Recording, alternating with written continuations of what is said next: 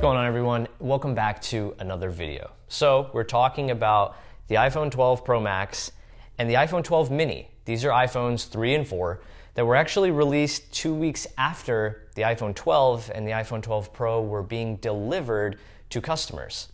Now, they're interesting phones because, in a sense, the mini is just a shrunk down 12 and the Pro Max is just a giant size Pro, which seems simple enough, but those minor changes actually make the phones extreme in their own ways, that there are definitely some things you should consider if you're interested in either phone.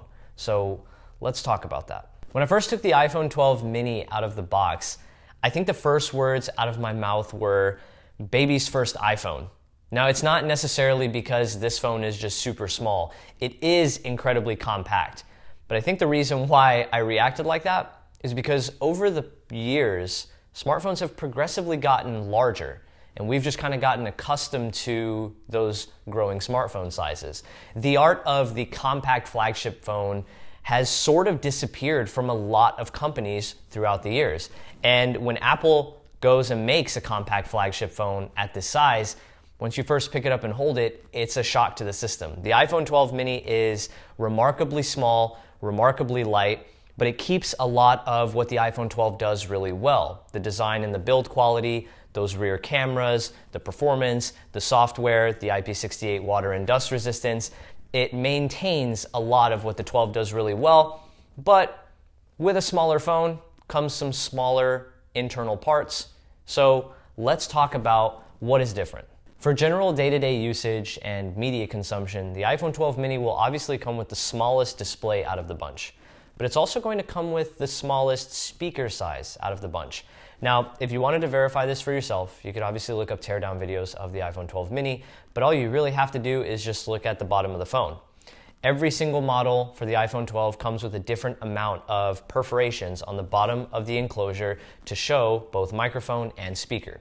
The iPhone 12 mini coincidentally has the smallest amount of perforations for both the microphone and the speaker. So it's a natural assumption to think that speaker size on the mini is going to be smaller in order to fit everything into that smaller frame.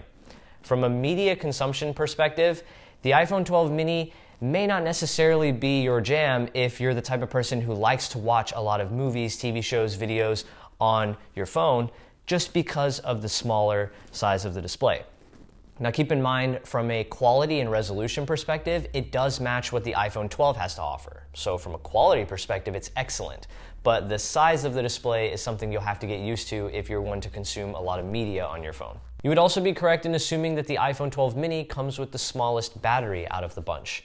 Although I will say that on a phone like the mini, something like battery life is really interesting. And sometimes when I say things like battery life is going to be subjective to the person using the phone, I think a phone like the mini really takes that saying and stands true to it. Because Apple created the mini for a customer who is looking for all of the premium features of an Apple flagship phone, but they want it in the most compact size. Obviously, a compact smartphone is going to come with some physical limitations, and the battery is probably going to be the most obvious one. So I feel like a lot of people who are interested in the mini know that it may not necessarily come with battery life that can match the iPhone 12, the iPhone 12 Pro, or the iPhone 12 Pro Max.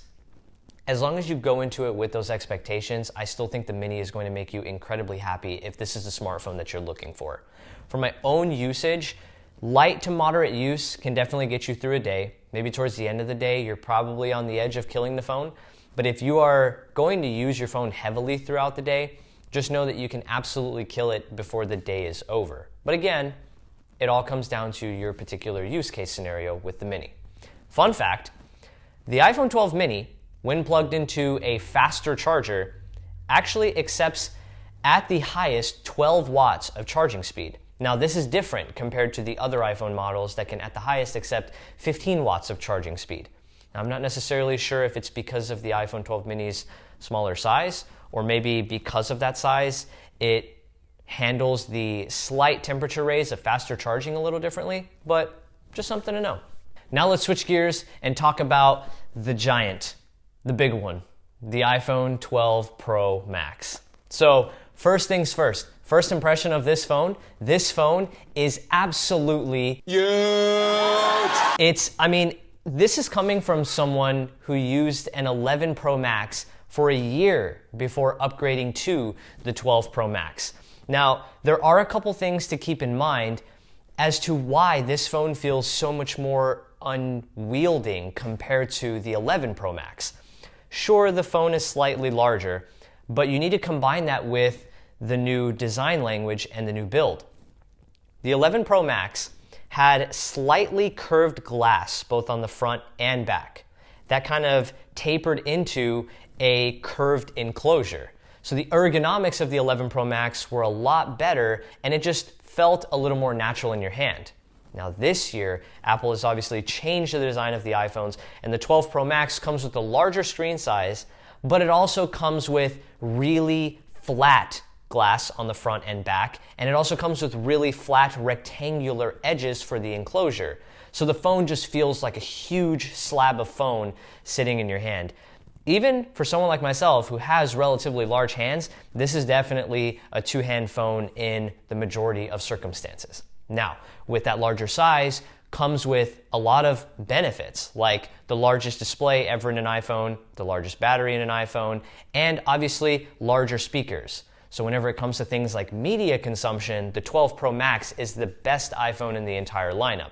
When it comes to things like watching TV shows, watching videos, YouTube videos, watching streams, even doing things like reading news articles on the 12 Pro Max is just a joy because of how big that display is. And obviously, like I just mentioned, the 12 Pro Max comes with the largest battery out of the bunch. So I never, ever had a problem with battery life on the 12 Pro Max during my usage period. Most days, even with heavy usage, I would get like 5 to 6 hours of screen on time and still have like 50% of my battery life. So the 12 Pro Max is an absolute beast from a media consumption perspective and from a battery life perspective. Just understand, it is wickedly large. Now, in previous years, the Max would just cut it there whenever it comes to differences. If you wanted to buy the Max, you would get the larger display, you would get the larger battery, and you would ultimately get the better battery life. But this year, Apple switched it up. They decided to take advantage of the larger body of the 12 Pro Max and add some improvements to the camera system over the 12 Pro. So what are those improvements?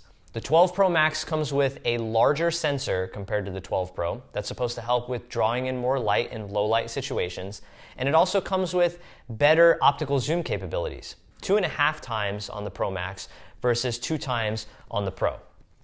Now, in terms of low light photography, there were a variety of situations where I lined up my 12 Pro right next to my 12 Pro Max, and when I focused in on a subject, I noticed that the shutter time on my 12 Pro was roughly 3 seconds, so the 12 Pro could spend more time drawing in more light. And on my Pro Max, the shutter time was only 1 second. That larger sensor was already doing its job pulling in more light, so it didn't need as much shutter time to pull in extra light. So it is somewhat noticeable in some low light situations. Now, another thing that Apple introduced for the first time ever in an iPhone is what they're calling sensor shift stabilization. Now again, this is only available on the Pro Max, and the big difference here is that the sensor itself is stabilized in this camera system, not the lens. So from a hardware perspective, this is the most impressive camera that Apple has ever put into an iPhone.